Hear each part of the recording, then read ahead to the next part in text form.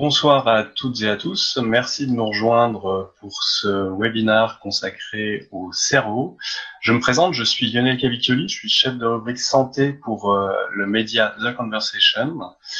Et nous vous proposons cette rencontre dans le cadre des 5 ans de notre média, qui est un média un peu particulier. Si vous ne le connaissez pas encore, c'est un média qui associe les chercheurs et les journalistes pour produire des contenus vulgarisés à destination de publics non spécialistes, avec l'idée de fournir des informations fiables sur les sujets d'actualité. L'idée derrière ce média a germé en Australie il y a maintenant 9 ans, en 2011. Et petit à petit, elle a essaimé un peu partout sur la planète. Et maintenant, nous sommes un réseau de 8 rédactions en Grande-Bretagne, en Espagne, en Amérique du Nord, au Canada, en Nouvelle-Zélande, en Indonésie. Nous avons un bon réseau d'experts qui travaillent avec nous à produire des contenus vulgarisés en diverses langues. Cette série ce webinaire, le webinaire de ce soir, s'inscrit dans une série consacrée dans une série que nous avons réalisée à l'occasion des 5 ans de la rédaction française, qui a été créée en 2015. Et nous vous proposons encore 2 autres webinaires à venir, la semaine prochaine, le 19 novembre, consacré à la vie des arbres, et puis le 26 novembre, consacré à la reconquête de l'espace. Ce format était initialement prévu, comme on dit aujourd'hui, en présentiel, mais comme vous l'ignorez sûrement pas, on a un petit problème avec un coronavirus en ce moment, et donc nous avons remplacé le présentiel par ce format webinaire. C'est une première, nous inaugurons ce format, et donc j'espère que ça vous conviendra. Et je ne vais pas passer plus de temps à vous présenter tout cela, mais nous allons rentrer dans le vif du sujet en nous lançant dans l'exploration des mystères du cerveau. Le cerveau, un organe extraordinaire qui est composé de 90 milliards de cellules nerveuses, qui traite une quantité phénoménale d'informations et dont on finalement ne prend pas forcément conscience au quotidien de l'importance, parce que tant qu'il fonctionne bien, on n'a pas de problème et qu'on n'a pas de problème particulier, on n'imagine pas les services qu'il nous rend. C'est notamment le cerveau qui conditionne notre perception de la réalité, et ce qui peut avoir des conséquences parfois assez étonnantes. Et pour nous les présenter, nous allons recevoir ce soir 3 scientifiques de l'université d'Aix-Marseille, où aurait dû se tenir initialement cette rencontre, et donc que nous remercions particulièrement. Je vais tout de suite vous présenter nos intervenants. Donc nous avons Anne Cavounou-Dias, qui est responsable, maître de conférence à Aix-Marseille Université, et directrice d'une équipe de recherche dans le laboratoire neurosciences sensorielles et cognitives. Elle va nous parler particulièrement de la perception du corps et de la façon dont le cerveau alimente ce qu'on pourrait appeler notre 6e sens, qui est la proprioception. Je la laisserai vous en parler plus en détail, c'est passionnant. Nous avons également avec nous ce soir Anna Montagnini, qui, elle, s'intéresse à la vision, un sens essentiel s'il en est, et en particulier au mouvement oculaire, c'est-à-dire tous les petits mouvements que font nos yeux en permanence et qui jouent un rôle particulièrement important dans notre perception du monde, même si là aussi on n'en a pas forcément conscience. Et enfin, nous recevons Arnaud Norena, qui travaille, qui est chef d'équipe CNRS dans le laboratoire des neurosciences sensorielles et cognitives, et qui travaille sur l'audition et en particulier sur tous les mécanismes d'intégration des informations auditives au niveau de la cochlée en particulier. J'espère que ces échanges vont être fructueux. J'ai pas grand doute à propos de cela, et je passe la parole à Benoît Tonsou, chef de rubrique Science pour The Conversation, qui va lancer les échanges. Merci beaucoup Lionel, et bonsoir à nouveau à toutes et à tous. On va maintenant pouvoir passer à notre discussion autour des sens et du cerveau. Alors pour ma première question, je vais m'adresser à Anne Cavounou-Dias. Bonsoir. Bonsoir. On a généralement le sentiment que nos sens sont indépendants les uns des autres, mais c'est pas tout à fait le cas, si? En effet, là, de prime abord, on pourrait avoir l'impression qu'ils sont très indépendants. Chacun des sens, pour chacun des sens, on a des organes sensoriels qui sont clairement identifiés, hein, les yeux, les oreilles.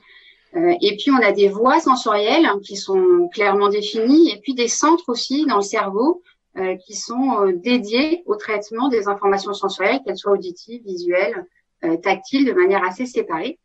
Et pourtant, effectivement, le fonctionnement du cerveau fait qu'en réalité, il a besoin en permanence de combiner toutes les informations sensorielles qui lui parviennent pour pouvoir optimiser les constructions qu'il va faire, qui sont nos perceptions. Parce que nos perceptions sont en fait des constructions que réalise notre cerveau sur la base des informations qu'il a. C'est des constructions du monde que nous percevons. Et pour optimiser ces constructions, il va utiliser les informations complémentaires qui lui parviennent. Il va les intégrer, c'est ce qu'on appelle l'intégration multisensorielle. Alors, un exemple courant, c'est par exemple lorsque vous êtes face à un interlocuteur, vous allez percevoir le discours de votre interlocuteur, pas seulement sur la base des entrées auditives, mais aussi sur la base des entrées visuelles. En fait, on va regarder de manière automatique le mouvement des lèvres et intégrer le mouvement des lèvres au percept auditif pour percevoir le discours. Et un exemple tout simple de cette intégration visio-auditive, c'est l'effet ventriloque. Justement, en parlant du sens de la vision, Anna Montanini, c'est votre spécialité. C'est un sens qui est également très connecté aux autres. Pouvez-vous nous en dire un peu plus sur vos recherches et sur la vision ? Volontiers, bonsoir à tous. Alors la vision, elle joue souvent un rôle principal. C'est un peu la prima donna des sens, au moins chez l'humain. Mais en vrai, c'est pas toujours le cas. Déjà, comme l'a dit Anne, les sens sont combinés par notre cerveau pour avoir une perception cohérente de la réalité. Mais après, dans certains cas, il y a un sens qui est plus fiable, plus important pour l'information qui transmet qu'un autre. Donc, pour faire un exemple, quand on voit une balle rebondir par terre, par exemple, et qu'on essaie de reconnaître l'intervalle de temps qui passe entre un rebondissement et le suivant, c'est plutôt l'audition qui est capable de faire ça. Alors, le cerveau a développé une stratégie intéressante à ce propos. Le cerveau tend à combiner les informations qui viennent de sens différents en donnant plus de poids au sens le plus précis, le moins incertain. Donc, dans l'exemple du ventriloque, la vision est le sens qui l'emporte. Donc, on a l'illusion que la voix vienne de l'endroit où, en fait, le ventriloque fait bouger la bouche de la marionnette, par exemple. Mais dans d'autres cas, c'est l'audition qui l'emporte, comme dans l'exemple d'un mouvement temporel, d'une cadence temporelle. Un objet la balle pourrait être perçue comme si elle rebondissait plus tôt ou plus tard selon le moment où arrive le son. D'ailleurs, restons sur l'audition. Arnaud Norena, vous travaillez chez l'animal et chez l'homme. Est-ce que vous pouvez nous parler un petit peu des recherches que vous menez ? Oui, bien sûr, avec plaisir. Donc, bonsoir à tous. Merci de l'invitation. C'est vraiment agréable de parler de neurosciences devant une audience si nombreuse. Oui, donc je travaille en audition, de la perception auditive jusqu'aux neurosciences auditives qu'on adresse chez l'animal. Donc j'essaie de lier en fait deux domaines, le domaine de la perception, de la subjectivité, et le domaine du codage à un niveau neuronal. Et donc, étant donné que je m'intéresse vraiment au codage précis neuronal, on peut faire ça uniquement avec une technique qui s'appelle l'électrophysiologie multi-unitaire, c'est-à-dire qu'on cherche à enregistrer l'activité neuronale de une à quelques cellules nerveuses, donc par exemple dans le cortex auditif. Donc c'est une technique invasive et donc on a besoin pour ça encore des animaux. Ce que je peux dire, sur mes recherches, et pour faire le lien un petit peu avec les autres interlocuteurs, c'est que peut-être, donc là, il y a plusieurs modalités sensorielles qui sont représentées. Et ce qu'on peut dire, c'est que les différentes modalités sensorielles, on va dire, ont des caractéristiques spécifiques. Alors c'est vrai que le mode par défaut et l'intégration multimodale, c'est le mode par défaut, c'est-à-dire que le cerveau fait feu de tout bois et intègre en permanence la totalité en fait de ces informations, et effectivement après par le jeu mécanismes compliqués que je comprends pas. Mais effectivement, il va y avoir donc des poids qui vont être mis sur des modalités sensorielles, etc.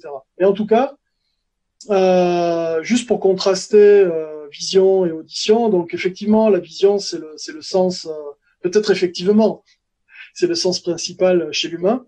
Alors, pour d'autres mammifères, c'est pas le cas, mais c'est le sens de l'objectivation du monde. C'est-à-dire qu'il n'y a pas plus précis que la vision pour objectiver en fait notre environnement. Et si on contraste avec l'audition, par exemple, l'audition est moins précise pour objectiver le monde. Donc le sens de l'audition, c'est le sens de l'événement. Il se passe un événement. Il y a toujours un événement. Un son est toujours lié à un événement. C'est-à-dire que il y a toujours une vibration. Cette vibration est produite par des corps physiques en frottement, qui frottent. D'accord? Donc bon, ça peut être un stylo qui tombe sur une table. Il s'est passé quelque chose. Donc bon. Après, est-ce que c'est un stylo qui est tombé? Est-ce que ce sont mes clés ou est-ce que c'est une pièce de monnaie? Alors, parfois on arrive à distinguer, mais c'est difficile. Donc voilà. Donc c'est un sens de l'événement, mais qui est peut-être moins performant pour objectiver le monde. Pour objectiver le monde, donc c'est la vision. Ce serait plutôt la vision. Mais dans une scène visuelle, rien ne peut se passer. Ok? C'est-à-dire qu'on regarde une forêt, il n'y a pas forcément quelque chose qui se passe. Bon, voilà. On n'a peut-être pas tous la même ouïe. Alors, on n'a pas tous la même ouïe, c'est sûr. Mais disons que globalement, juste pour comparer les différents sens. Et du coup, donc, l'audition s'est spécialisée peut-être dans deux directions au moins. Donc, une direction de détection des événements. Et donc, les événements, c'est potentiellement un prédateur qui arrive. Donc, c'est important. Donc, d'ailleurs, le réflexe de sursaut, par exemple, quelque chose arrive, on sursaute et on tourne la tête pour objectiver la chose qui a produit ce son. Donc, premièrement, peut-être un sens de vigilance, donc une spécialisation de l'audition. Donc, on y reviendra peut-être avec les acouphènes, l'hyperacousie. Et deuxièmement, le traitement, la communication. C'est aussi le sens de la communication. Et donc, en fait, le système auditif, le système nerveux central utilise les propriétés particulières du son qui se propagent dans les trois dimensions et qui traversent aussi la matière. Donc voilà, si on veut éviter des prédateurs, par exemple, dans la jungle, donc on va pas forcément voir le prédateur, mais par contre, on va l'entendre. D'accord, on va continuer à parler de communication. Justement, je fais une toute petite aparté pour toutes les personnes qui nous suivent. Vous pouvez poser vos questions sur le chat et Lionel se chargera de les faire passer à nos trois invités. Anne Cavounodias, j'aimerais revenir vers vous. On parle généralement de nos 5 sens. Pourtant, vous m'avez dit travailler sur un 6e sens. Est-ce que vous pouvez nous expliquer ça? Oui, je peux vous expliquer ça avec plaisir. C'est mon sens favori. Depuis Aristote, on a tous dans l'idée qu'on possède 5 sens. On a gardé cette idée, je pense, dans la population générale. Là, je peux pas faire un test à distance, mais d'ordinaire, devant une assemblée, j'aime bien poser la question. Pourtant, depuis le 19e siècle, on sait qu'on n'a pas uniquement 5 sens. Donc, un anatomiste et physiologiste écossais qui s'appelle Charles Bell a énoncé pour la première fois l'existence d'un 6e sens qu'il a appelé le sens musculaire. Et puis plus tard, ça a été évidemment confirmé par d'autres neurophysiologistes comme Sherrington. On a bien effectivement un sens très spécifique qui depuis est appelé la proprioception musculaire. Et comme tous les sens, elle va être impliquée dans la détection d'événements. Donc par exemple, pour la proprioception musculaire, on va voir que c'est lié à nos mouvements. Parce que elle possède des capteurs sensoriels qui sont inclus dans nos muscles. Alors, on connaît les capteurs sensoriels visuels, les capteurs auditifs qui sont accouplés, les capteurs tactiles qui sont dans notre peau. Et en fait, nous avons aussi des capteurs sensoriels dans nos muscles. Le muscle, donc, c'est pas qu'un organe pour bouger, c'est aussi un organe sensoriel. Et de ces capteurs sensoriels dans nos muscles émanent des messages qui sont directement liés à l'état de longueur du muscle. Donc, quand votre muscle change de longueur, ce qui est le cas dès que l'on bouge en réalité, les capteurs vont détecter les changements de longueur du muscle et informer le cerveau de ce changement, ce qui nous permet de percevoir nos positions et nos mouvements de tous les membres, de tous les segments de notre corps. C'est ce qui nous permet aussi, par exemple, lorsque vous fermez les yeux, ça vous permet de détecter très précisément dans quelle position vous vous trouvez. On peut sentir très précisément quand on a les jambes croisées sous la table, on sait qu'elles sont croisées sous la table, pas uniquement par les informations tactiles, mais aussi par des informations proprioceptives musculaires. Donc c'est un sens qui est un peu plus caché et méconnu, et pourtant qui est déterminant dans la perception du corps et des déplacements du corps. Et pourtant, chez certaines personnes, et on peut le perdre, ce sens, comme on peut perdre la vue ou l'odorat? Oui, alors fort heureusement, ce sont des cas assez rares, mais il existe effectivement des cas très rares d'atteinte très spécifique des fibres proprioceptives musculaires et tactiles. On appelle ces patients des déafférentés. Et ces patients ont une particularité, c'est qu'ils ne ressentent plus leur corps. Donc, ils sont comme désincarnés. Et par exemple, pour eux, si vous déplacez leur main à leur insu, vous déplacez la main alors qu'ils ne sont pas en train de regarder leur main, ils sont incapables de vous dire où sont situées la main déplacée dans l'espace. Donc tout est très très compliqué pour eux. Tous les mouvements doivent se faire sous vision. Ils ne peuvent se fier plus qu'à la vision pour à la fois se localiser eux-mêmes ou se déplacer. Et donc même marcher leur est extrêmement compliqué parce que pour marcher, ils sont obligés de se regarder marcher. Ils ne peuvent pas marcher spontanément en fait. Donc toute activité ou action qui nous paraît bénigne et très facile à réaliser devient extrêmement compliquée pour eux. Et il y a ce témoignage d'une de ces patientes canadiennes qui me disait que, par exemple, une action qui est très complexe pour elle, c'est simplement aller chercher ses clés dans un sac. Ça lui est impossible parce qu'elle n'arrive pas à localiser sa main, elle n'arrive pas à avoir le sens tactile et trouver des clés dans un sac, c'est une action impossible pour elle. Oui, donc ils ont vraiment besoin de rester avec leur vue. Anna Montanini, justement là-dessus aussi, notre cerveau peut nous jouer des tours et on peut être sujet à des illusions. Qu'est-ce qui se passe exactement? C'est dans le cerveau que ça se passe? C'est des signaux mal interprétés? Qu'est-ce qui nous arrive dans ces cas-là? Oui, c'est tout à fait. Le cerveau nous joue des tours, ou alors on tend à dire que en fait, c'est comme si le cerveau nous proposait des solutions raisonnables dans des situations un peu douteuses ou ambiguës. Donc, il essaie de proposer une façon de s'en sortir. Alors, il y a un nombre d'illusions visuelles bluffantes que je ne vais pas vous montrer ce soir, ça serait un peu compliqué, mais je peux vous proposer une expérience à faire très facile à faire chacun chez soi là maintenant. Allez-y. Donc pour se rendre compte de une de ces situations un peu illusoires, de ces tours que nous joue le cerveau. Alors, allongez vos bras droits devant vous. Allez-y, il faut le faire. Hein. Les pouces en haut, l'un collé à l'autre. Et maintenant, vous fermez l'œil droit. Ne trichez pas, vous fermez l'œil droit et avec l'œil gauche, vous fixez le pouce droit. Et vous allez continuer à faire ça pendant la durée de cette petite manip. Hein. Donc, œil gauche ouvert et regarde le pouce droit. Et droit devant vous. Vous commencez à... évidemment, même si vous fixez le pouce droit, vous pouvez encore voir votre pouce gauche. Maintenant, vous commencez à écarter votre bras de manière à éloigner le pouce gauche du pouce droit lentement, lentement, lentement. Et normalement, quand les deux pouces sont environ à 15-20 cm de distance, vous devrez voir disparaître votre pouce gauche. Encore une fois, vous n'êtes pas en train de le regarder directement, hein, vous regardez le pouce droit. On est d'accord. Ouais. Ça a marché. Donc voilà, ça marche très bien. Ok, bon. Ouf. Donc tout va bien. Vous êtes sain, tout va bien, tout le monde a ça. Tout va bien. Le pouce tout va bien. Tu me dis tout va bien. Eh ben oui. Et en plus, regarde, le pouce disparaît et après tu l'éloignes encore un peu, il réapparaît. Oui, c'est pas parce qu'il était trop loin. En fait, c'est parce qu'il était exactement à un endroit qui correspond à ce qu'on appelle la tâche aveugle. Vous en avez peut-être entendu parler. Donc, il y a un endroit de notre champ visuel pour lequel on est aveugle. Donc, pour chaque œil indépendamment. Après, un œil peut aider l'autre.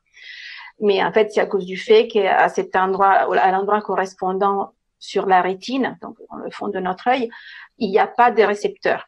Donc, en correspondance de cette tâche aveugle, on ne peut pas traiter l'information visuelle. Mais comment ça se fait alors que dans notre vie courante, on s'en rend jamais compte, même si on est avec un œil fermé, hein, même si on ferme un de nos deux yeux, on a l'impression que tout va bien. On n'a pas un trou noir dans notre vision. Et ben parce que notre cerveau tend à nous suggérer que le monde va être continu. Et donc, si j'ai un fond gris de part et d'autre de ma tâche aveugle, je vais remplir artificiellement avec ma pensée la tâche. Et donc, je ne vais pas m'apercevoir qu'il y a une interruption, une discontinuité de ma vision.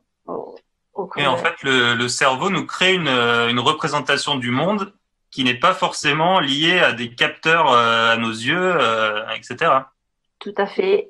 Il complète et parfois il modifie. Il modifie carrément. Donc c'est vraiment, il y a des cas d'illusion où il y a vraiment pas, c'est pas l'information qu'on interprète. Et là aussi, tout dépend de la certitude, de la force de l'information, souvent. Donc, on essaie de compléter les informations qui sont incomplètes, soit trop bruitées, pas assez fortes comme signal, soit ambiguës. Il y a des situations qui sont ambiguës, on n'a pas assez d'évidence pour pouvoir interpréter d'une façon et de l'autre, et alors le cerveau fait un choix. Arnaud Norena, on va rester sur ces problèmes d'illusion. Alors là, c'était avec Anna Montanini, c'était plutôt une expérience sympathique. Là, on va parler d'un problème quand même qui touche de nombreuses personnes, que sont les acouphènes. Donc, qu'est-ce qui se cache derrière ce phénomène où les patients entendent des bruits qui n'existent pas? Est-ce que là aussi, c'est notre cerveau qui nous joue des tours? Alors, il y a plusieurs hypothèses et il y a vraisemblablement plusieurs sous-types d'acouphènes.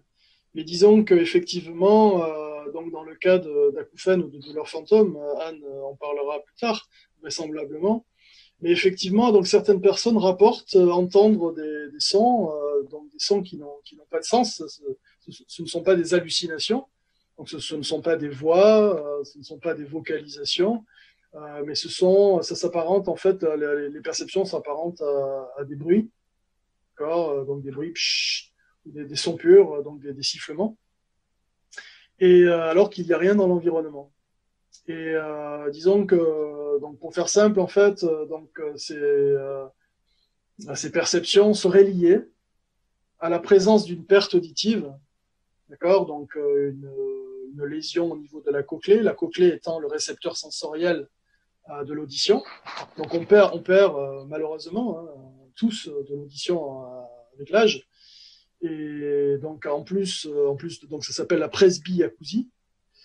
Et en plus donc de ce vieillissement de l'audition, on est exposé aussi à des environnements sonores qui sont de plus en plus forts, fréquents. Donc en ville, des travaux, je sais pas, une gare de train, le TGV quand il arrive en gare, quand il freine, ça fait des sons extrêmement forts. Alors, notre labo est pas très loin de la gare Saint-Charles, donc c'est pour ça que je dis ça. Et donc voilà, donc au fur et à mesure du temps, il y a aussi des substances, certaines molécules qui peuvent produire des pertes auditives. Et en tout cas, donc d'un côté il y a une perte auditive, donc ça veut dire que les entrées sensorielles sont réduites pour le cerveau. Et le cerveau va s'adapter à cette nouvelle donne, à ces nouvelles entrées qui sont réduites. Et en s'adaptant, donc le cerveau est plastique par ailleurs, donc c'est un mot-clé qu'on n'a pas prononcé encore, et qu'on va commencer à prononcer, mais on peut apprendre une langue étrangère, on peut s'adapter aussi, par exemple, aux différents niveaux de luminosité dans un environnement. Alors il y a plusieurs mécanismes, mais aussi donc le cerveau est capable d'ajuster sa sensibilité, etc. Donc soit à court terme, soit à long terme. Donc une perte auditive, c'est, pour faire une métaphore visuelle, c'est une sorte d'obscurité, une obscurité qui dure. Donc le cerveau s'adapte à ça. Et donc, il y a des mécanismes qui suggèrent que pour s'adapter en fait à cette réduction des entrées sensorielles, le cerveau augmente sa sensibilité, augmente son gain. Et en augmentant son gain, donc d'une certaine manière, donc ce mécanisme est adaptatif, d'accord? Donc c'est un petit peu comme un amplificateur. Donc on veut en fait ajuster la sortie en fonction de l'entrée. Si l'entrée est faible pour une sortie donnée, ben on va amplifier. Donc le cerveau fait ça. Le problème, c'est qu'en faisant ça, le cerveau amplifie aussi son bruit interne. Parce que dans le système nerveux central, il y a une activité spontanée. Donc il y a une activité neuronale qui n'est pas liée forcément à une stimulation sensorielle. D'accord ? Cette activité neuronale fait du bruit en fait dans notre cerveau. Alors c'est un bruit neuronal. Donc c'est vrai pour vraisemblablement les muscles, c'est vrai pour la vision. Il y a une activité spontanée. Les neurones ont une activité de base. D'accord. Et juste pour vous dire en audition, alors donc les fibres nerveuses cochléaires, donc les fibres nerveuses, donc ce sont des câbles électriques qui partent de la cochlée, déchargent en moyenne 50 potentiels d'action par seconde. Alors les potentiels d'action, en fait, c'est le langage des neurones. Les neurones échangent entre eux en émettant des pulses électriques. Et donc l'activité de base immédiatement après la cochlée, pour chaque fibre, c'est 50 potentiels d'action par seconde. Ces fibres, il y en a 20 000. Donc si on fait la multiplication, donc ça fait 1 million de potentiels d'action par seconde. Donc dans le silence, il y a 1 million de potentiels d'action par seconde qui sont envoyés en fait vers le cerveau, vers le cortex. Voilà. Donc ça c'est le bruit de base. Et donc du coup, quand le cerveau, si le cerveau amplifie, il amplifie tout, donc il amplifie l'activité évoquée par un signal, mais il pourrait amplifier aussi son activité spontanée. Et en amplifiant son activité spontanée, il pourrait générer ce qu'on appelle des acouphènes. D'accord, ouais, c'est encore un mécanisme assez mystérieux. Il y a des solutions pour ces personnes-là, des traitements peut-être. Alors, toute une partie tout à l'heure, j'ai pas parlé de mes recherches et tout ça. Donc, effectivement, donc ça fait partie de mes intérêts. Et donc, parmi les choses qu'on étudie, ce sont les traitements. Alors, pour l'instant, il n'y a pas de traitement miracle, mais en tout cas, une manière non invasive qui a fait ses preuves. Le principe, c'est si c'est une réduction des entrées sensorielles produit une réorganisation du cerveau, une plasticité du cerveau, donc qui va amplifier, qui va augmenter sa sensibilité, alors il faut compenser cette réduction des entrées sensorielles. Donc il va falloir ajouter en fait de l'activité au cerveau. Et donc en fait, quand on a une perte auditive, on a une perte auditive en fonction des fréquences. Et quand on perd de l'audition, on perd des hautes fréquences. D'accord ? Donc on peut être sourd dans les hautes fréquences et très bien entendre dans les basses fréquences. Donc voilà. Donc ça c'est la presbyacousie. Et donc on est capable de générer en fait des stimuli auditifs qui stimulent spécifiquement où il y a une perte auditive pour donc restaurer des entrées sensorielles normales et pour agir donc sur les acouphènes. Et donc on est capable de les réduire de manière temporaire après une stimulation. Donc ça s'appelle inhibition résiduelle. Et on est capable aussi, chez certaines personnes, de les réduire sur le long terme quand on stimule les sujets tous les jours avec un signal individualisé à leur perte auditive. Merci beaucoup. On va peut-être prendre déjà quelques questions, puis je reviendrai vers vous. J'en ai encore quelques-unes, mais je laisse Lionel vous poser quelques questions du public. Oui, on a déjà reçu beaucoup de questions du public. Du coup, on va peut-être les poser au fil de l'eau pour éviter de revenir un peu trop en arrière tout à l'heure. Alors, parmi les questions qu'on a eues, il y a des questions concernant la proprioception. Qu'est-ce qui se passe quand une personne qui est aveugle est aussi privée de proprioception? Est-ce que ça peut arriver? Est-ce que ça arrive? Et dans ce cas-là, comment est-ce qu'elle se débrouille? Comment est-ce qu'elle le vit? Et ce qui me fait penser, moi, qui m'évoque autre chose, c'est aussi la question de la façon dont les sens vont prendre le pas pour combler un sens déficient en cas de problème.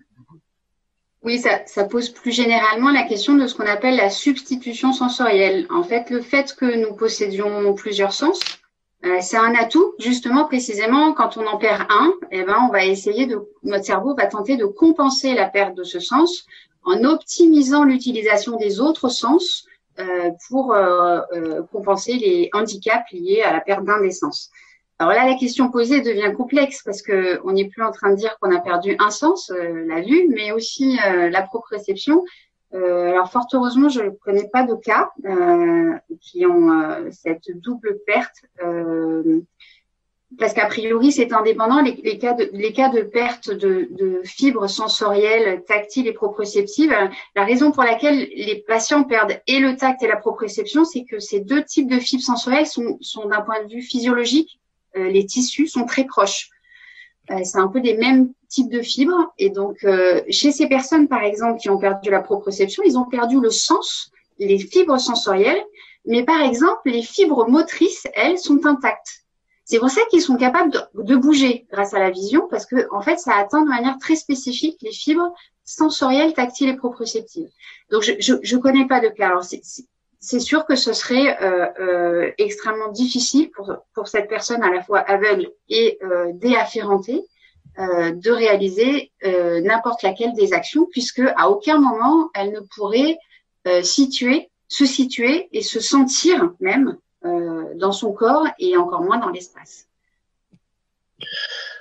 Merci pour cette réponse. Une autre question qui a été posée et qui est en lien, alors là je m'adresse à la fois à Anna Montagnini et à Arnaud Norena, ça rejoint un petit peu les deux points que vous aviez abordés, deux des points que vous aviez abordés. Sur quoi se base le cerveau quand il manque d'informations? Vous parliez tout à l'heure de cette tâche aveugle que le cerveau réussit à combler. Donc, quelles informations est-ce qu'il utilise pour la combler? Et vous parliez tout à l'heure, Arnaud Norena, de la façon dont le cerveau était capable d'augmenter, combler les fréquences manquantes, le bruit de fond, enfin le bruit de façon générale, ce qui augmentait aussi le bruit de fond. Donc, est-ce qu'il y a des mécanismes qui se retrouvent dans les deux cas, ou est-ce que c'est des choses qui n'ont rien à voir, et comment est-ce que ça se passe? Je peux peut-être commencer. Je pense oui qu'il y a des mécanismes communs. En général, de manière fonctionnelle, le cerveau utilise beaucoup l'information du contexte pour résoudre un manque d'information locale dans l'espace, dans le temps, de manière générale. Donc, c'est vrai, dans l'exemple de la tâche aveugle, c'est vraiment, en anglais, on parle de feeling in, et c'est un phénomène où déjà, au niveau des aires sensorielles primaires, donc dans les premières phases du traitement d'informations visuelles dans le cerveau, il y a des connexions entre neurones. Il faut vraiment savoir que les neurones travaillent en équipe. Ils sont super interconnectés et le résultat de l'opération de chaque neurone n'est pas très important, sinon dans l'ensemble, au niveau de la population. Et donc, il y a des interconnexions au niveau des populations de neurones des aires sensorielles primaires, visuelles dans ce cas-là primaire, qui permettent donc de transmettre l'information aux neurones à côté, qui encode, ça c'est une propriété assez typique du système visuel, qui encode l'information correspondante aux régions de l'espace qui sont proches. Donc, deux endroits proches sont codés par deux populations de neurones proches. Et donc, cette information est transmise et on peut assez facilement comprendre comment donc on arrive à lisser, à remplir l'information manquante à un endroit particulier.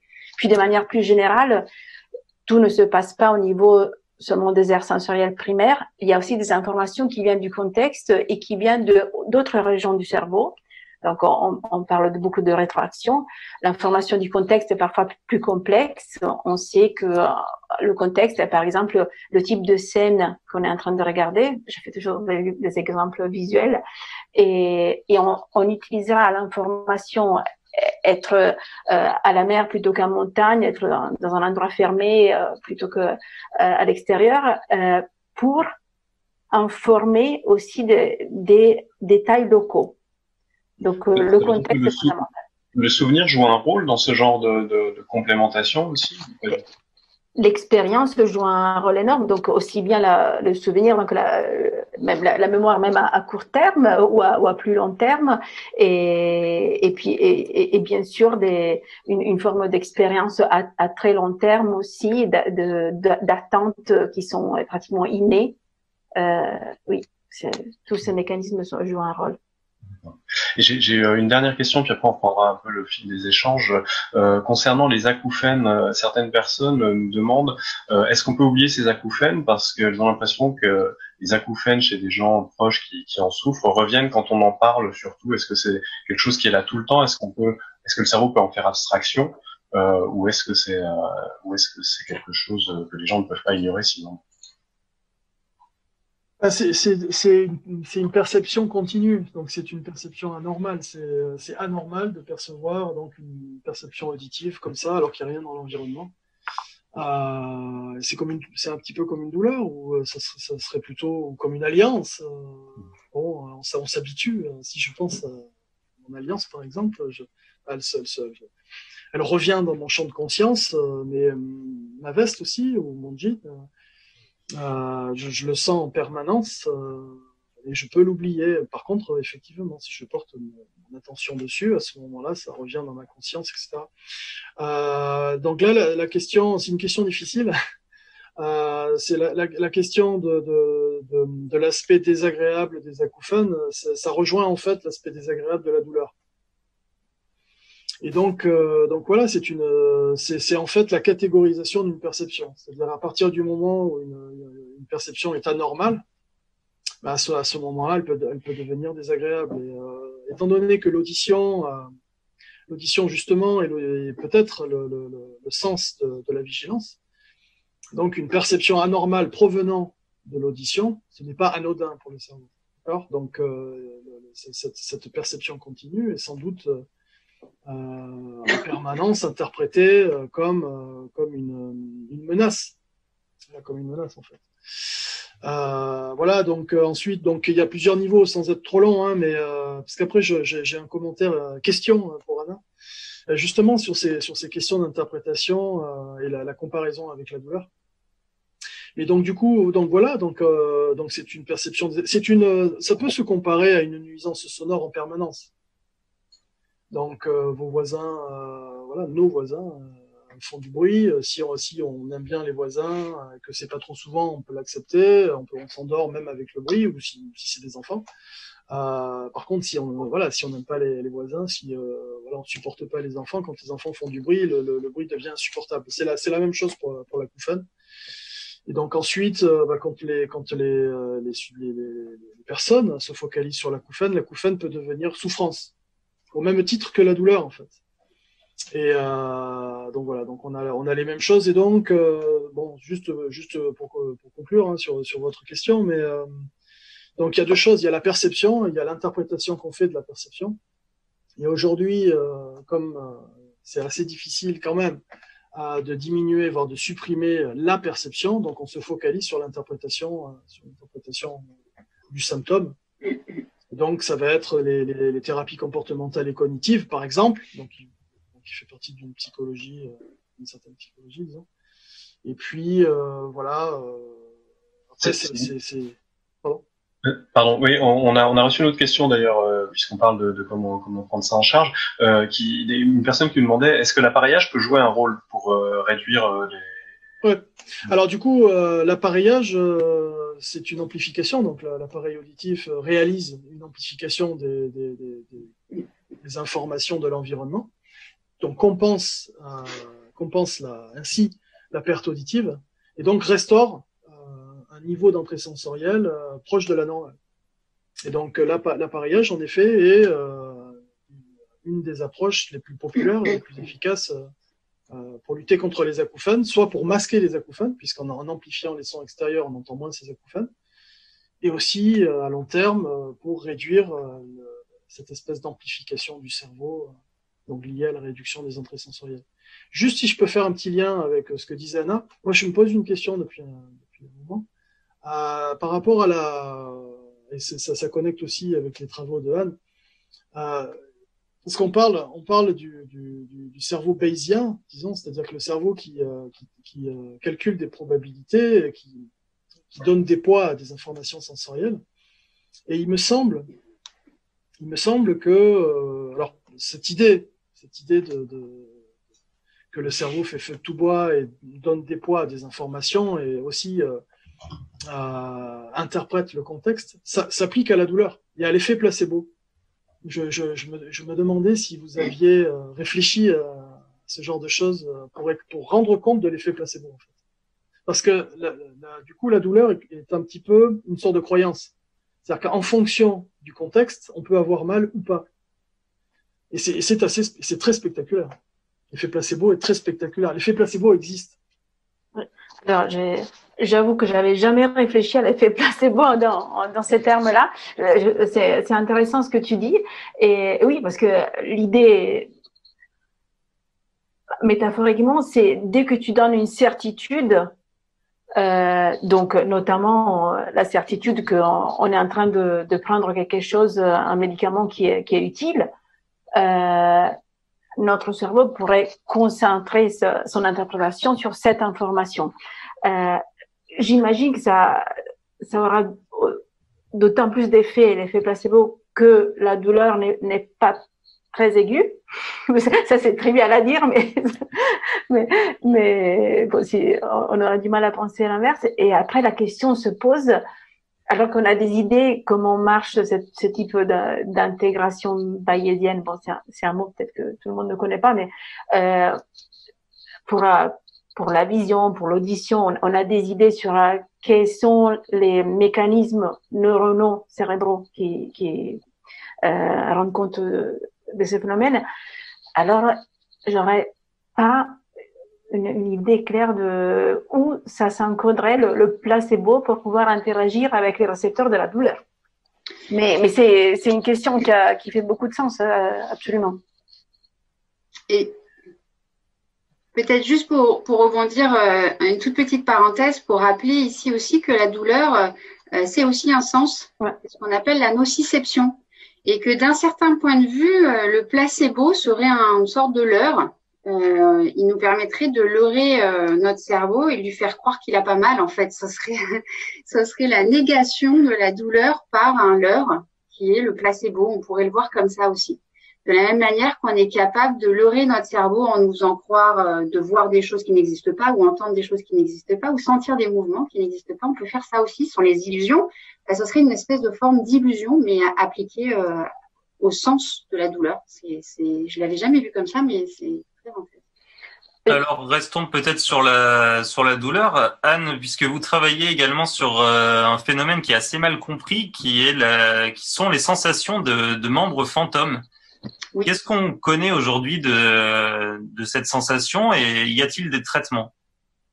Alors, cette sensation dite fantôme, en fait, elle se produit chez des personnes qui viennent d'être amputées d'un membre supérieur ou inférieur. Il y a environ 8000 cas d'amputation quand même par an en France. Et donc, très souvent, à la suite de l'amputation, les patients rapportent des sensations de leurs membres disparus. Donc, ça peut être des sensations qui sont non douloureuses, donc des sensations fantômes de type tactile, superficielle, non douloureuse, ou alors même parfois, ils vont vous dire, quand ils se déplacent, qu'ils perçoivent leurs deux bras en mouvement alors qu'ils sont amputés d'un bras. Et donc, ils perçoivent le mouvement fantôme du bras disparu. Donc, ça, c'est des douleurs fantômes, c'est des sensations non douloureuses, dites fantômes.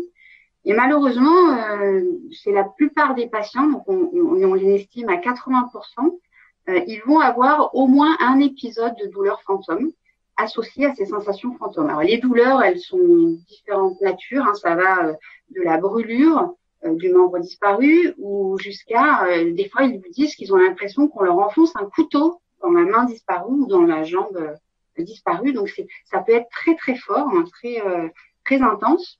Et donc, c'est évidemment un énorme problème. Alors, les traitements, ils sont de différentes natures. Il y a évidemment des traitements médicamenteux, antidouloureux, voire même antidépresseurs, parce que ces patients ont des troubles aussi de dépression associée à ces fortes douleurs.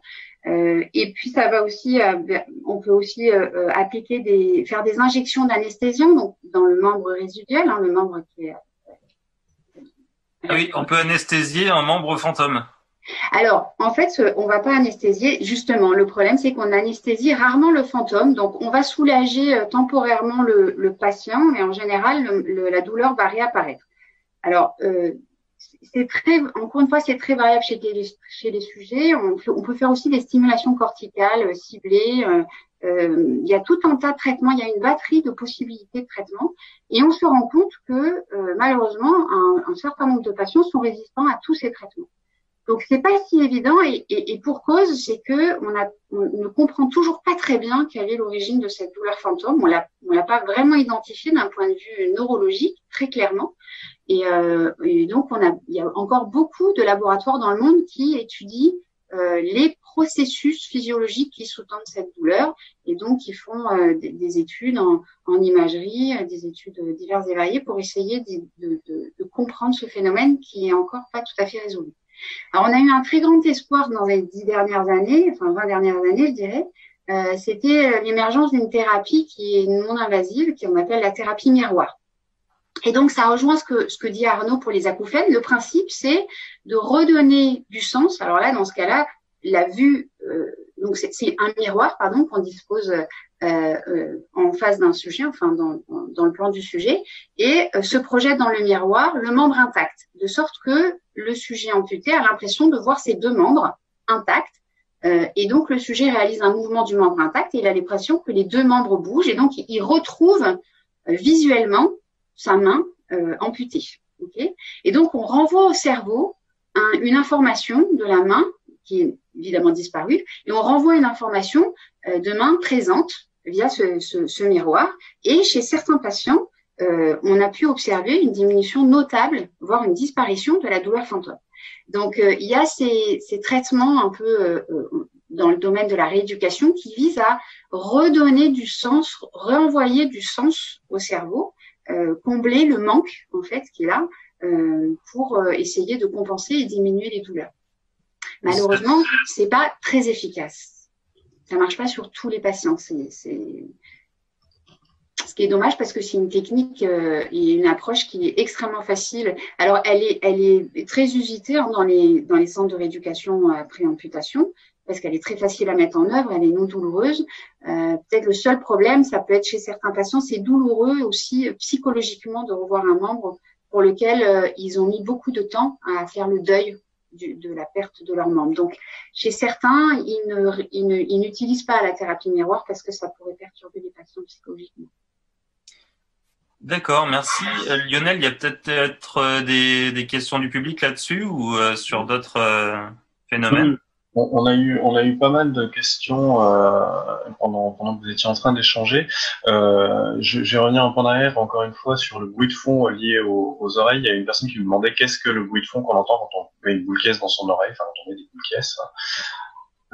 Donc je sais pas si vous pouvez me dire rapidement. Ça illustre ce que je disais. Ce sont des acouphènes. C'est pas pour ça qu'il faut paniquer. Parce ce qu'on entend, je pense qu'on est en fait quand on rentre dans une chambre insonorisée anéchoïque, c'est-à-dire qui absorbe toutes les vibrations. Donc ça, ce sont des études qui ont été faites. 70%, entre 70 et 90% des personnes rapportent entendre quelque chose. Alors, est-ce que ce sont des acouphènes au même titre que d'autres acouphènes? J'en sais rien. Mais en tout cas, voilà, elles entendent quelque chose. Et ce qu'elles entendent, c'est l'activité spontanée de leur propre système. C'est le son de leur corps, quoi, en fait. Alors, c'est pas, alors, justement, c'est là où, c'est une légende urbaine, le son du corps, Alors, il y a des sons aussi. Le corps émet aussi des sons. Mais, non, quand on parle de bruit, alors c'est impropre, mais c'est pas un bruit acoustique. C'est un bruit neuronal. C'est une activité. C'est une activité neuronale. D'accord. Alors, on a aussi une question qui est remontée sur les questions de déjà-vu. On parlait tout à l'heure de la façon dont le cerveau est capable d'aller attraper des informations sur les souvenirs, sur autour des informations du contexte, pour produire une information et combler une lacune. Ces questions de déjà-vu, est-ce qu'on peut les aborder? Qu'est-ce qui se passe quand on a ce sentiment? Est-ce que la science s'est penchée sur la question? Est-ce qu'on a des indices on rentre dans une pièce et qu'on a l'impression, mais vraiment l'impression très forte d'avoir déjà vécu une scène? Je ne suis pas une experte. J'ai suivi une fois un séminaire là-dessus. C'est très intéressant. Oui, la science se penche sur ces questions. C'est surtout du point de vue, enfin, c'est la psychologie qui se penche là-dessus. Donc, avec quand même des méthodes pour essayer de quantifier le phénomène. Il y a sans doute, la vision joue sans doute un rôle. C'est un rôle qui est lié au fait que la vision permet de réactiver des mémoires et donc ça se passe à chaque instant. On réactive des mémoires puisqu'on voit un fragment d'un objet ou d'une scène.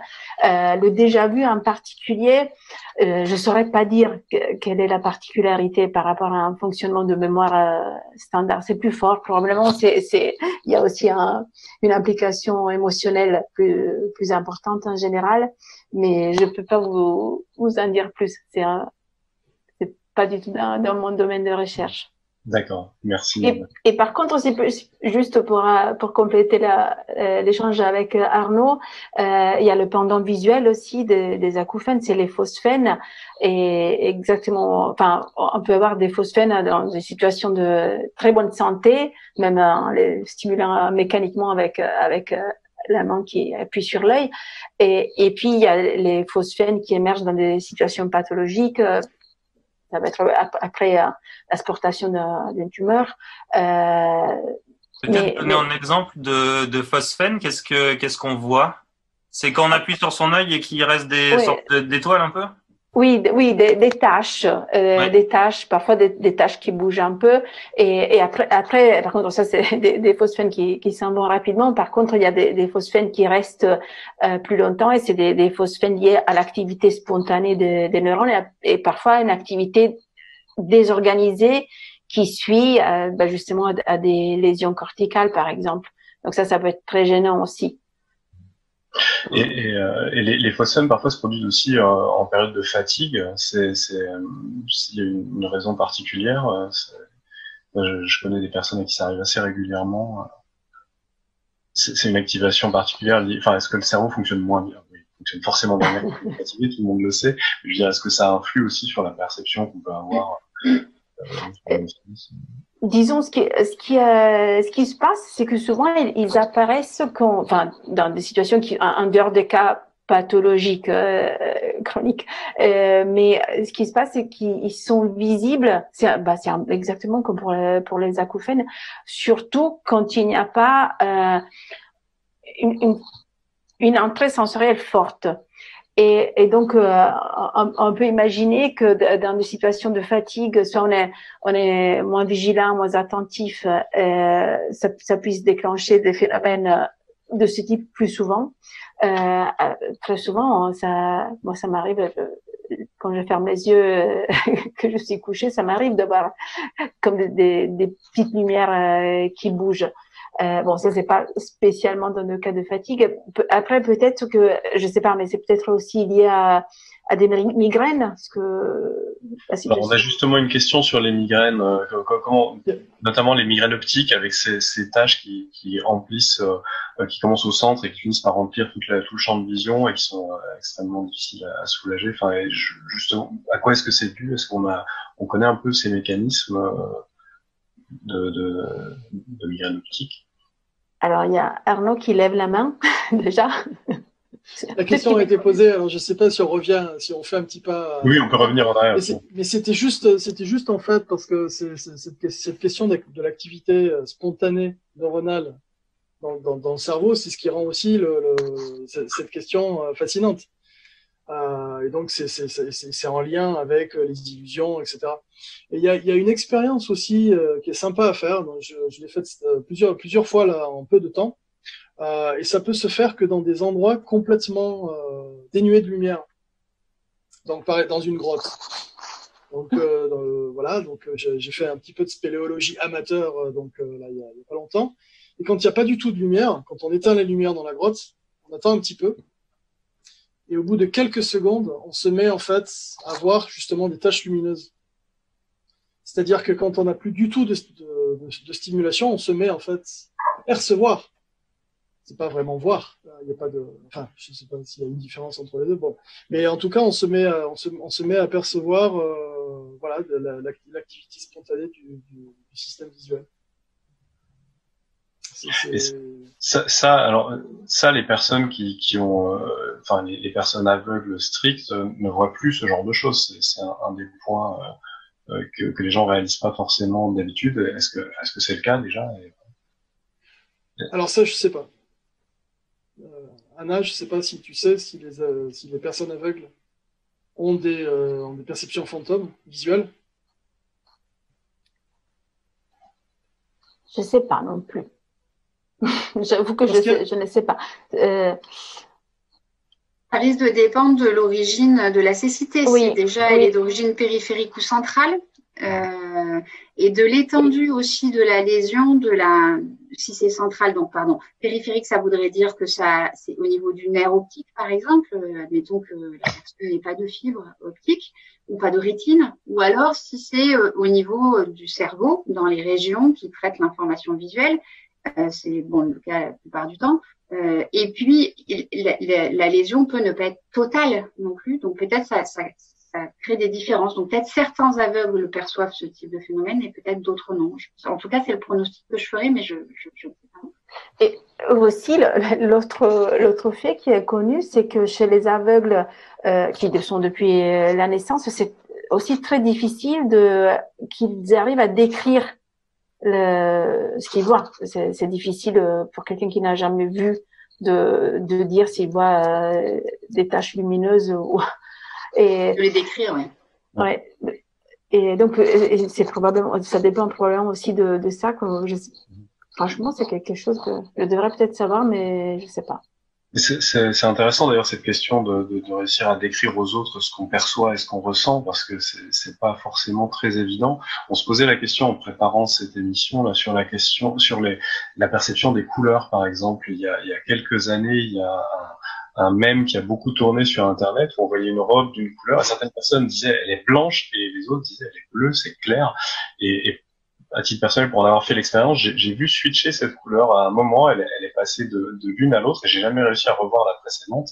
Et comment est-ce qu'on explique ce genre de choses? Alors, il y a forcément le contexte, la lumière, tout ça, mais là, les deux fois, ça s'est passé dans un endroit qui était le même, sur les mêmes conditions de luminosité. Et j'ai jamais vraiment pu m'expliquer ce qui se passait. Et apparemment, vu le succès de ce mème sur Internet, beaucoup de gens se sont posé la question. Alors, tout à fait. Moi aussi, j'étais complètement bluffée, parce que moi, j'ai donné ma réponse et puis je me rendais compte que mes voisins pensaient différemment de moi et c'est incroyable. Donc, alors, le fait de switcher, comme vous dites, et ensuite de pouvoir reproduire la même interprétation que après le switch, ça c'est bien connu. Effectivement, c'est une autre démonstration des effets. En anglais, on dit top-down, donc mais des effets contextuels en général. Si on est même consciemment capable de dire la robe est bleue, à la limite verbalement, de prononcer ça, on arrivera à forcer notre perception d'un cas qui est clairement ambigu. Il est ambigu parce que sur 100 personnes, il y en a, je crois, 65 et 35 qui disent, je sais plus si c'est 65 blancs et l'autre proportion bleue ou l'inverse, je me souviens plus. Mais c'est vraiment dans ces eaux-là. Donc, sur 100 personnes, il y en a, voilà, 65-35 qui ont des opinions différentes. Et donc, on peut consciemment forcer notre perception quand le stimulus est ambigu. Après, il y a beaucoup d'études qui ont été faites et je pense qu'on n'est pas arrivé à une explication parfaitement satisfaisante de ce phénomène, mais il a par contre été démontré que les conditions d'illumination jouent un rôle important. Donc, aussi bien le contexte visuel que le contexte cognitif peuvent expliquer en partie ces différences. Ouais, donc, mais c'est intéressant de voir que la réalité peut se modifier en fonction de la volonté qu'on y met quelque part. Enfin, en tout cas, sur la perception de la réalité. Ouais. Et ce phénomène-là de dire il y a un switch et après on revient plus en arrière, ça c'est bien connu et effectivement c'est aussi bluffant. Alors, j'ai encore quelques questions, mais je sais pas, Benoît, tu veux peut-être. J'aurais aimé aborder un dernier thème parce qu'on va pas tarder à atteindre la fin de cette conférence, mais imaginons aujourd'hui j'ai tous mes sens, tout va bien, et si jamais je souffrais d'un traumatisme et que je perdais par exemple l'audition, qu'est-ce qui se passerait dans mon cerveau? Vous avez évoqué la plasticité cérébrale. Qu'est-ce que ça veut dire exactement? Est-ce que ça veut dire que peut-être je verrais mieux, je toucherais mieux? Anne, peut-être? Alors, donc c'est ce dont on parlait tout à l'heure, c'est les processus de substitution sensorielle. Effectivement, quand on perd un sens, on se rend compte que le cerveau, il va se réorganiser. Donc, il va essayer de compenser et donc il va utiliser au maximum les ressources qui lui restent. Et donc, par exemple, effectivement, il va avoir tendance à utiliser davantage un sens. Donc, si je prends plutôt le cas de la cécité, parce que j'ai des exemples en particulier, on se rend compte, par exemple, que chez des personnes aveugles qui apprennent à lire du braille, quand on enregistre leur cerveau pendant qu'ils sont en train de lire du braille, eh bien, ils vont activer, bien sûr, des régions du cerveau qui traitent le toucher, mais aussi, on va voir s'activer les régions qui traitent normalement de l'information visuelle et qui, pour eux, n'est plus utilisée puisqu'ils sont aveugles. Donc, c'est par ce phénomène-là, on va voir qu'on va utiliser, le cerveau va utiliser des ressources pour compenser la perte sensorielle. Et si on fait la même expérience chez des sujets qui sont non aveugles, on va leur apprendre des voyants, non, pardon, on va leur apprendre à lire du braille et on regarde quelles sont les régions qui sont activées pendant qu'ils lisent le braille en imagerie, en IRM, on va se rendre compte qu'ils activent que les régions tactiles. Donc, cette capacité que développent les patients aveugles à mobiliser des ressources du cerveau, elle est intimement liée à la perte des informations visuelles, qui fait que donc ça va prendre un certain temps, mais ils vont effectivement récupérer les ressources cérébrales disponibles. Donc finalement, oui, Anna, pardon. Oui, je voulais juste rajouter que ce principe, la substitution sensorielle, est aussi un principe qui guide certains essais d'outils de rééducation.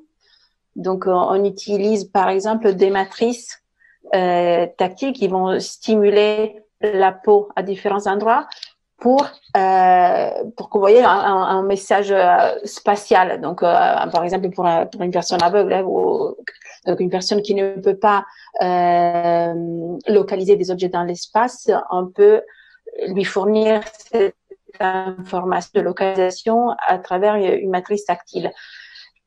Il s'avère que ces techniques sont efficaces, mais elles ont beaucoup de limites, probablement aussi parce que il serait bien de savoir exactement à quel niveau le cerveau est en train de se réorganiser. Là, on est en train, en quelque sorte, de vouloir prendre le devant par rapport à la réorganisation cérébrale, mais sur le même principe. D'accord, donc finalement, il n'y a jamais des neurones qui ne vont servir à rien, et le mythe des 10% du cerveau, etc., ça, on est d'accord que c'est bien un mythe. Oui, c'est bien un mythe, l'idée que l'on n'exploiterait que 10% des ressources cérébrales de nos cerveaux. Alors, la preuve, c'est ce que expliquait Arnaud, par exemple, pour le sens auditif, mais en réalité, c'est vrai pour tous les sens, on a vu, pour la vision, c'est vrai aussi pour la proprioception musculaire, le cerveau reçoit de l'information en permanence. Donc, ça veut dire qu'il a une information minimale de traitement dans toutes les régions du cerveau. Et on en veut pour preuve, par exemple, si vous enregistrez le cerveau d'un sujet qui ne fait rien, qui ne voit rien, qui n'entend rien dans un IRM, eh ben vous allez voir toute une activité très importante du cerveau qui est permanente Et on peut même détecter dans toute cette activité du cerveau, si on regarde bien, on va même identifier des réseaux très clairement qui sont les réseaux qu'on connaît, les réseaux justement par exemple de la vision, les réseaux de l'audition ou les réseaux du mouvement. Et on se rend compte qu'un sujet qui ne fait rien, en réalité, son cerveau, eh bien, il a une activité permanente de tous ces réseaux, alors en général plutôt alternés, pas forcément tout synchrones, et qu'on peut clairement identifier. C'est très reproductible chez tout le monde, c'est très fort. Et qu'est-ce que ça veut dire? Donc, ça veut dire que notre cerveau, en permanence, bien sûr, il a une activité déjà de base élevée, donc on est loin des 10% soi-disant d'utilisation. Et par contre, quand vous allez vous engager dans une tâche, dans une activité, donc par exemple, d'un seul coup, on dit au sujet, tiens, chante une chanson. Donc là, il fait quelque chose. À partir du moment où il se met à faire quelque chose, les activités vont globalement un peu diminuer dans tout le cerveau et on va avoir une petite augmentation d'un réseau spécifique qui est le réseau de la parole engagé dans le chant. Et donc, on a longtemps cru, comme on voyait des toutes petites, relativement petites activations dans le cerveau, on se dit, oh là là, mais en fait, quand on fait une tâche, on active très peu de notre cerveau. Mais ce qui est pertinent dans le cerveau, ce n'est pas uniquement l'activation, c'est aussi les désactivations, les inhibitions. Et donc, en fait, c'est les activations relatives qui peuvent avoir du sens. Globalement, notre cerveau est mobilisé en permanence, il a une activité permanente, et par contre, il va effectivement mobiliser des réseaux spécialisés en fonction des tâches qu'on réalise à un instant T. J'espère que Luc Besson et Scarlett Johansson nous regardent alors. J'ai détesté ce film. Lionel, on a peut-être d'autres questions. Arnaud, vous voulez ajouter quelque chose? Juste brièvement pour rajouter à la substitution sensorielle. En audition, on a la possibilité, dans le cas de surdité profonde, de restaurer l'audition. En audition, on dit la surdité n'existe plus. Entre guillemets, bien sûr, ça existe. Mais dans les cas des surdités profondes, on peut, parce que c'est faisable, c'est plus compliqué en vision, mais on peut stimuler électriquement la cochlée et les fibres du nerf auditif. Donc c'est la vraie prothèse sensorielle, c'est la seule qui existe et qui a ce point efficace. Et les personnes qui sont implantées cochléaires comprennent la parole, répondent au téléphone. Alors leur performance se dégrade dans des conditions de rapport simulation-bruit faibles, mais elles comprennent la parole. Donc c'est vraiment très très impressionnant. Donc on implante donc deux populations, donc des adultes qui ont déjà entendu et des sourds congénitaux, donc des sourds qui sont nés sourds. Mais si les sourds sont nés sourds, il faut les implanter très très rapidement, parce que le recablage en fait avec le système visuel est tellement rapide que après l'âge c'est entre 3 et 5 ans, les informations sont ensuite moins optimales. L'implantation cochléaire marche moins bien, parce que du coup, il y a moins de ressources auditives pour traiter l'information. Il y a plus de et quand l'implant cochléaire dans les années, ça a été développé, c'est assez récent, hein, ça commence à bien marcher depuis les années 80, on va dire. Mais au départ, donc, on a implanté tout azimut. Et quand on implantait des sujets adultes, donc sourds congénitaux, ça marchait pas. Et ce que disait Anna, c'est-à-dire qu'ils avaient des informations qui provenaient de la cochlée, mais ce n'étaient plus des informations auditives, puisqu'il n'y avait plus les ressources pour organiser en fait ces informations en informations auditives. Et les neurones traitaient d'autres signaux, tout ça, c'est ça? Les neurones étaient activés par une stimulation électrique qui provenait de la cochlée, mais c'était le cerveau ne pouvait plus organiser ces informations en informations auditives. Oui, c'est extrêmement intéressant. D'ailleurs, on a encore quelques questions, on a encore le temps d'en prendre quelques-unes.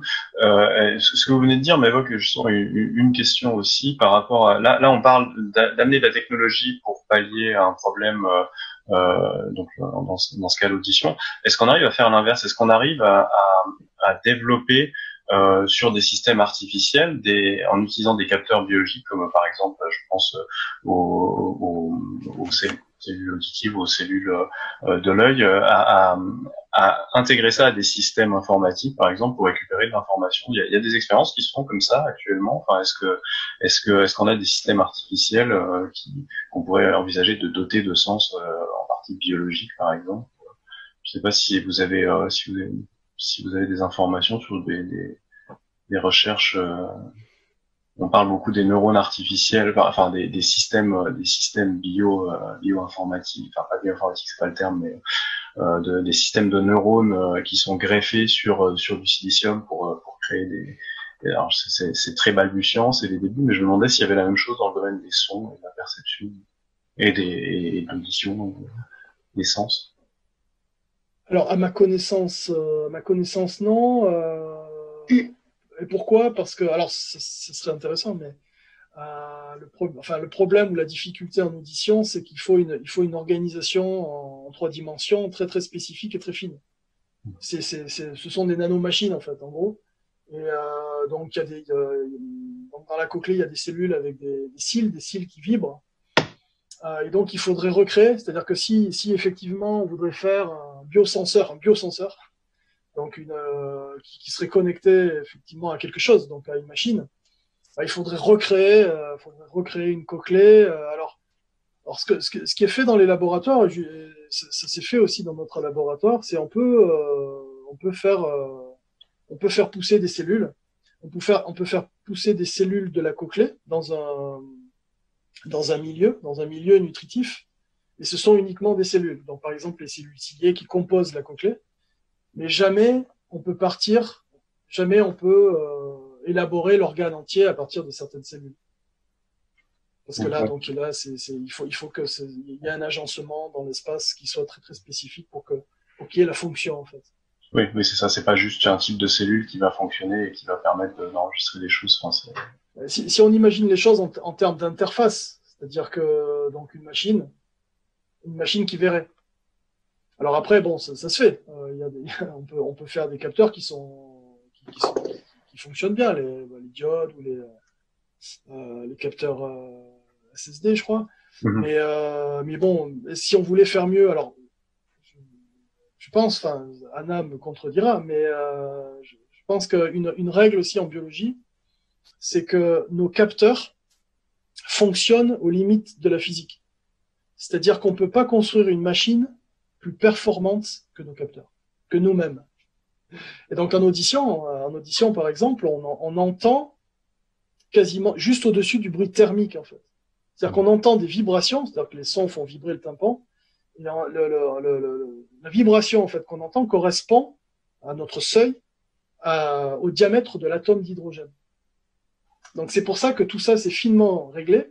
Et quand ça se dérègle, on entend notre propre bruit interne.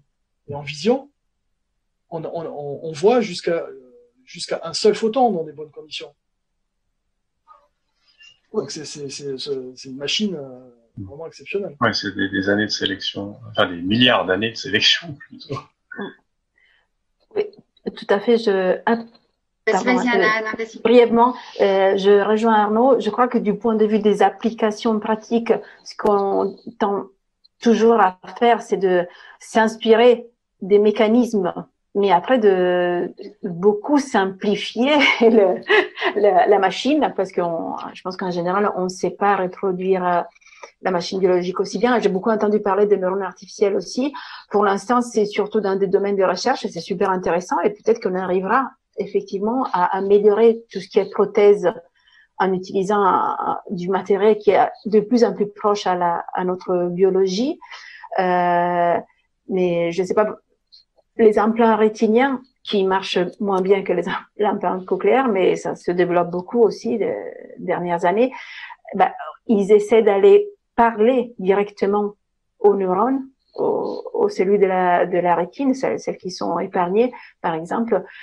Mais c'est quand même encore il y a quand même encore du matériel artificiel et on n'arrive pas à la précision, à la résolution du biologique.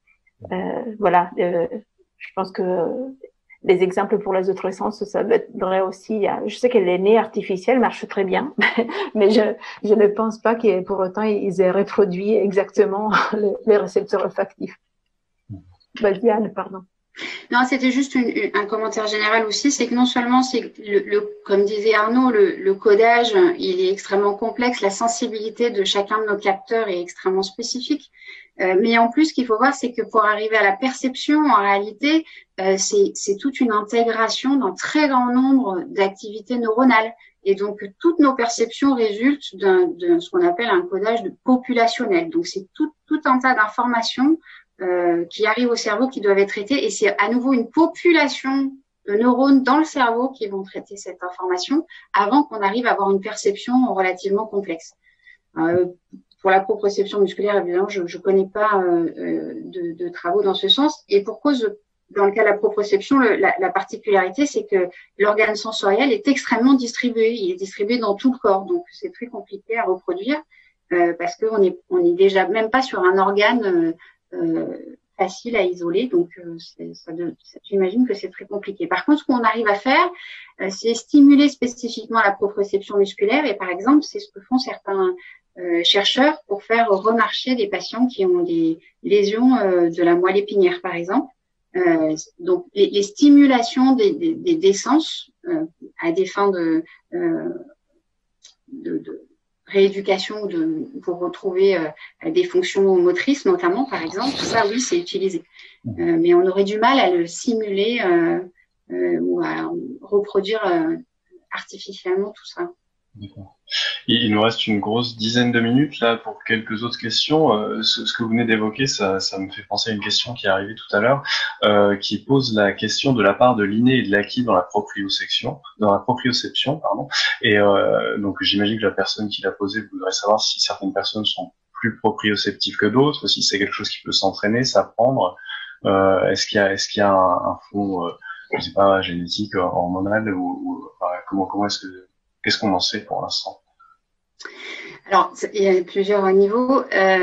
Déjà, ce qu'on en sait, c'est que, a priori, en tout cas, on pense que on est avec une représentation schématique de notre corps qui est relativement innée, en effet.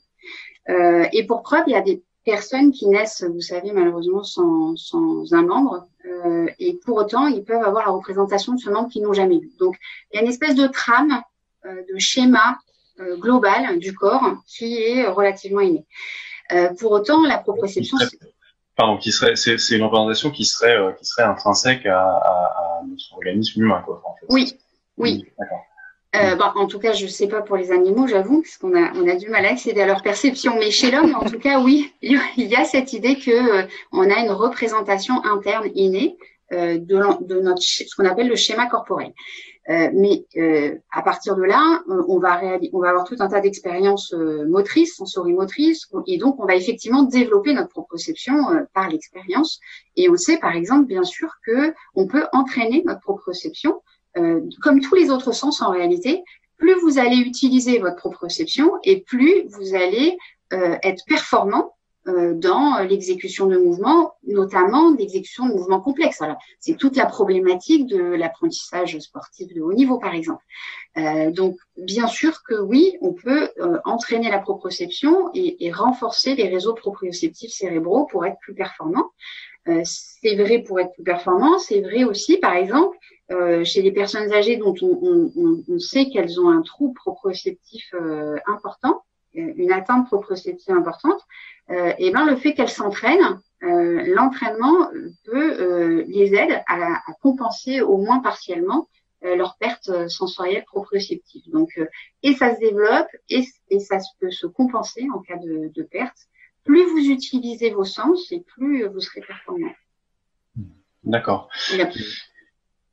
Et toujours par rapport à la proprioception, il y a une personne qui demandait la perte de conscience d'un membre après un accident vasculaire cérébral, des gens qui sentent plus un membre. Est-ce que ça a un lien avec la proprioception ou pas? J'imagine que c'est plutôt lié aux lésions qui se produisent au niveau du cerveau. Oui, en fait, ça va dépendre de la localisation de la lésion cérébrale.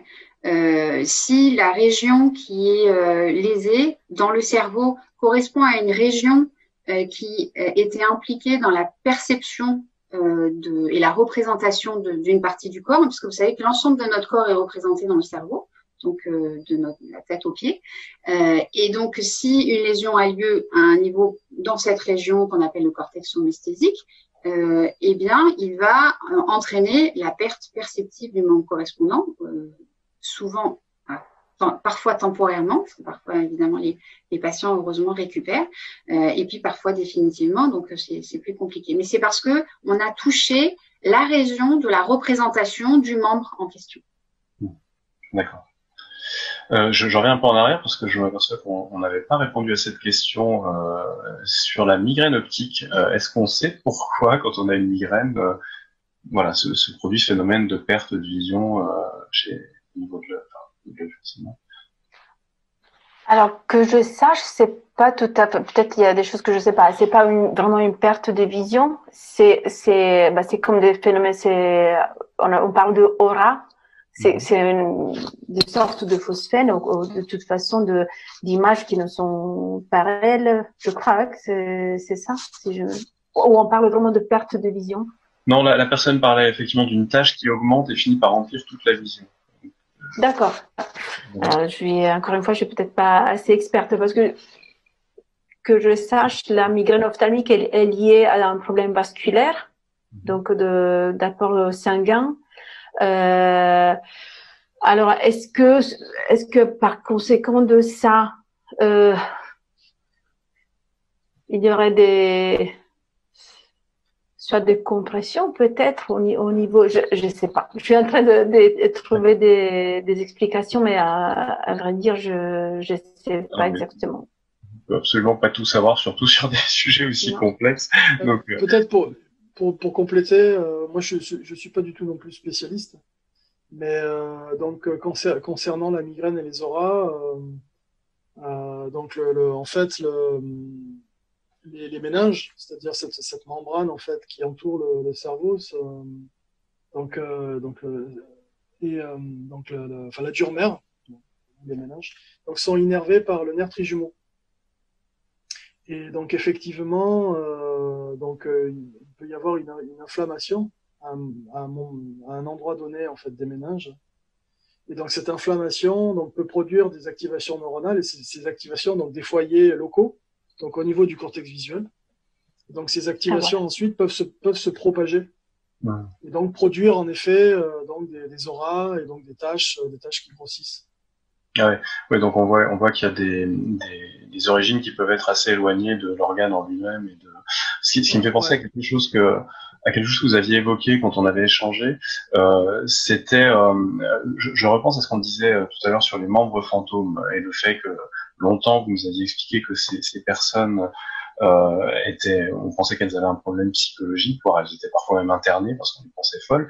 Et vous nous aviez parlé, Arnaud Norena, de ces personnes qui se sont retrouvées avec des symptômes en grappe suite à un bruit qui est survenu relativement faible, en tout cas pas suffisamment fort pour créer un traumatisme physique ou l'oreille. Et donc je vous laisse nous expliquer tout ça parce que c'est assez passionnant aussi et ça rejoint. Alors ça c'est donc du coup c'est le syndrome du choc acoustique, donc qui est quelque chose qui a été défini récemment et qui a été défini dans les années 60 par un ORL suédois, puis qui est un petit peu tombé dans l'oubli, et puis qui revient dans les feux de l'actualité avec les centres d'appel notamment et l'activité d'interprétation. Donc les interprètes, notamment au Canada, donc ils ont un gouvernement qui est bilingue. Et donc en fait ces personnes qui sont interprètes ou qui travaillent dans des centres d'appel rapportent donc en effet des symptômes qui sont assez spectaculaires, qui peuvent être très très invalidants et qui apparaissent donc en grappe, c'est-à-dire en groupe. Et donc ces symptômes sont donc l'hypersensibilité auditive, donc les sons paraissent plus forts qu'ils ne le sont en réalité. Les sons sont associés à de la douleur, il y a des acouphènes, ça peut même aller jusqu'à des sensations vestibulaires, des troubles vestibulaires, ça peut aller à la nausée, à l'instabilité, voire au vertige. Et donc alors là, ce qui est intéressant en fait, c'est que alors on est juste à côté du cerveau, mais finalement, ça fait quand même partie du cerveau. Donc dans l'oreille en fait, donc les sons arrivent dans l'oreille externe, tapent sur une membrane qui s'appelle le tympan, et le tympan en fait actionne des osselets, donc des petits os, et ensuite ces osselets vont exercer un mouvement de piston dans la cochlée. qui est l'organe sensoriel, et ensuite la cochlée va transformer l'énergie mécanique en information nerveuse. Bon. Et il s'avère en fait que donc dans l'oreille moyenne, donc tympan osselet, donc il y a deux muscles. Il y a le muscle stapédien et le muscle tenseur du tympan. Et le muscle tenseur du tympan est innervé par le trijumeau. Donc on retrouve le trijumeau qui est le nerf donc responsable de la douleur sur la face, de la sensibilité de la douleur de toute la face, et notamment c'est le nerf qui rend compte des migraines, des maux de tête. Et en fait, donc ce qui se produirait donc dans les centres d'appel, c'est que, alors peut-être deux choses, c'est-à-dire que le son est de mauvaise qualité. En fait, les accidents sont plus nombreux depuis qu'on est passé en téléphonie numérique. Donc ça, c'est aussi intéressant. Donc, on a quitté le monde analogique vers le monde numérique avec les compressions et pour passer l'information, en fait. Donc, premièrement, il y a une attention auditive qui se porte sur l'information sonore, donc qui est peut-être plus importante.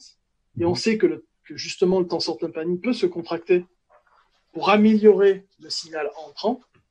Donc le tenseur tympanique peut exercer en fait une sorte de filtre et peut filtrer en fait le bruit basse fréquence. Donc ça, c'est une première chose. Et la deuxième chose, c'est que dès qu'il y a un événement acoustique anormal, qui est pas très fort, qui est fort mais qui est pas extrêmement fort, ce muscle qui s'appelle le tenseur tympanique a aussi une action de protection. Et donc pour protéger se contracte, pour protéger donc le système auditif se contracte, et en se contractant, si en plus il est fatigué parce qu'il a été mis en action justement pour affiner l'ouïe, pour comprendre dans une situation qui n'est pas optimale, alors en se contractant ou même en se surcontractant, il peut se léser. La lésion peut produire une inflammation, et ensuite l'inflammation peut produire de la douleur, des acouphènes, etc. D'accord. Et donc, on voit la complexité de ces mécanismes qui transmettent les informations depuis l'extérieur jusqu'à notre cerveau. C'est assez impressionnant. Et là, on a une petite boîte. C'est juste une petite boîte à côté du cerveau, mais qui est quand même contrôlée par le cerveau. Et ensuite, en fait, ce que les sujets rapportent, juste pour finir, c'est que une fois qu'ils ont cette lésion, une fois qu'ils ont ces symptômes, alors ils sentent leurs muscles se contracter, ils ont des sensations dans l'oreille, ils ont des sensations d'oreille bouchée, ils ont la sensation en fait comme un drapeau en fait qui flotte au vent. Donc ils ont cette sensation dans l'oreille, donc qui va dans le sens que ce muscle se contracte et tire sur le tympan. Et ils ont cette sensation lorsque les sons dépassent une certaine intensité, mais qui peut être que modérée. Ça veut dire quoi? Ça veut dire qu'en fait le système il est en état d'alerte. Le système est traumatisé. Il a été traumatisé une fois, et donc il a abaissé en fait son seuil de déclenchement de contraction donc de ce muscle en particulier. Et donc là on a un cercle vicieux, c'est-à-dire que donc le corps est lésé d'une certaine manière. Enfin, c'est pas le corps, c'est les deux, hein, c'est le corps et le cerveau. Et disons qu'il y a une lésion. Une lésion, donc le système est sous tension. Parce que le système est sous tension, il produit une contraction très très facilement. Parce qu'il produit une contraction très facilement, il n'y a pas de réparation de ce muscle. Donc les sujets mettent des mois à s'en remettre. D'accord. Ouais, on voit sur des pathologies comme ça, ça doit être parfois compliqué de les faire accepter et de faire considérer que c'est quelque chose de réel. Là, heureusement, il y avait un grand nombre de cas, parce que vous dites. Donc, mais quand les cas sont isolés, j'imagine que ça doit être assez compliqué quand on va voir son médecin et qu'on lui explique ce genre de choses, alors qu'on n'a pas été exposé à des soins. Pour les médecins, cette condition n'existe pas, parce qu'elle n'a pas été, elle n'a pas acquis en fait ce niveau. Elle est pour l'instant assez inconnue. Quelqu'un qui souffrirait de choc acoustique, ça m'est arrivé dans des collaborations ou dans des discussions que j'ai eues avec des patients et aussi avec des médecins. J'ai discuté avec des médecins qui me disaient, quand je leur expliquais ça, ils me disaient, mais j'ai vu des patients il n'y a pas longtemps, et je leur ai dit qu'effectivement, ils étaient peut-être très, très stressés. Et je leur disais, mais en fait, non, ils ont eu un choc acoustique et il y a quelque chose de très organique dans leurs symptômes. D'accord, ouais, c'est très intéressant. Alors, peut-être une toute dernière question concernant les animaux. Quelqu'un qui nous demande comment explique-t-on que certains animaux ont une ouïe et une vision qui soient beaucoup plus performantes que celles de l'homme, et est-ce qu'on pourrait s'en inspirer? J'imagine que c'est une question de capteur ou d'organe, ou est-ce que le cerveau est impliqué aussi? Alors, je sais pas qui veut répondre, parce que là, pour le coup, c'est assez large. Anna? Oui, bah, je commence. Alors, comment ça se fait? Bah, probablement, on peut faire appel à l'évolution. Ils ont développé des capteurs et des systèmes de traitement d'information qui sont adaptés à leur environnement, à leur fonctionnement. C'est très général, mais je pense que c'est un peu la règle. Et est-ce qu'on peut s'en inspirer? Tout à fait. Et les œils composites des insectes inspirent plein de systèmes robotiques. À Marseille même, il y a un laboratoire qui travaille là-dessus. Parce que ça peut être super efficace d'avoir plusieurs capteurs qui sont orientés dans l'espace, à différence avec notre système de œil qui s'oriente pour aligner l'information intéressante avec la partie centrale, qui est la partie qui mieux traite les détails. Donc oui, tout à fait, on s'inspire des systèmes sensoriels. Après, dans l'audition, il y a d'autres exemples. Dans la proprioception, je sais pas. Mais dans la proprioception, effectivement, je sais pas non plus, mais il y a tous les animaux ne sont pas dotés, en tout cas, de proprioception musculaire, parce qu'il faut déjà avoir des fibres musculaires pour avoir la proprioception musculaire, ce qui n'est pas le cas de tous les animaux. Mais ce qui les empêche pas, évidemment, d'avoir d'autres systèmes pour sentir leur déplacement. Je pense par exemple aux poissons. Ils ont une capacité très fine à s'orienter évidemment dans l'eau et à sentir leur déplacement, mais c'est pas basé du tout sur de la proprioception musculaire comme nous. Donc ça va être des capteurs qui sont plus proches. Ça ressemble beaucoup plus proche à un autre sens dont on n'a pas parlé, mais on en a encore un autre qui est le sens vestibulaire et qui se situe dans l'oreille interne à côté de la cochlée et qui nous permet de détecter les orientations de la tête dans l'espace et de notre corps quand c'est tout notre corps qui se déplace dans l'espace et qui sont particulièrement sensibles aux accélérations. Donc, en fait, pour ce qui est de la proprioception musculaire, effectivement, tous les animaux n'en ont pas. Et même, elle est pas équivalente dans tous nos muscles à l'intérieur de notre corps. On a une concentration de capteurs musculaires qui est pas exactement la même selon les différents segments de notre corps. Et c'est un peu vrai aussi pour la distribution des capteurs tactiles. Ça, c'est quelque chose dont on n'a pas parlé, mais nos capteurs, pour ces organes sensoriels qui sont très distribués, que sont le toucher et la proprioception musculaire, il y a une répartition des capteurs qui est pas du tout homogène et qui va être très spécifique. Donc, par exemple, évidemment, pour les capteurs tactiles, on en a une très forte concentration au bout des doigts parce qu'on a une toucher qui est particulièrement développée au niveau des mains. Par contre, dans votre dos, vous avez bien sûr des capteurs tactiles. Vous sentez quand on vous touche le dos, mais il y en a beaucoup moins. Et donc, c'est beaucoup moins précis. Donc, cette distribution des capteurs, elle est différente au sein d'un même organisme, et évidemment, entre les organismes vivants, il y a des très grosses disparités. D'accord. Merci beaucoup. Je vois que l'heure avance. Je pense qu'on va en finir sur cette question. J'ai trouvé ça passionnant. Merci beaucoup. J'espère que ça vous a plu à tous et à toutes également. La semaine prochaine, nous vous donnons rendez-vous le 19 novembre pour un webinaire consacré à la vie des arbres. Merci à tous les trois. Merci beaucoup. N'hésitez pas à venir sur le site theconversation.com si vous voulez trouver des informations fiables et savoir qui vous parle et surtout des informations basées sur les dernières recherches. C'est particulièrement important. On s'en est encore rendu compte cette année avec la pandémie qui nous a frappés. On vient de réussir à faire quasiment 1h30 sans parler du virus, ce qui est un point en ce moment. Je te laisse la parole, Benoît, si tu veux ajouter quelque chose. Et merci encore une fois. Merci à vous. Merci à vous. J'ai rien de spécial à ajouter. Merci beaucoup à toutes les personnes qui ont suivi ce webinaire. J'espère que vous l'avez trouvé aussi intéressant que nous. Merci à tous les trois, Anna, Anne et Arnaud. Et j'espère qu'on aura l'occasion de vous lire très vite sur notre site. Merci beaucoup à toutes et tous. Bonne soirée. Avec plaisir. Merci, bonne soirée. Merci beaucoup. À très bientôt. Au revoir. Au revoir. Au revoir.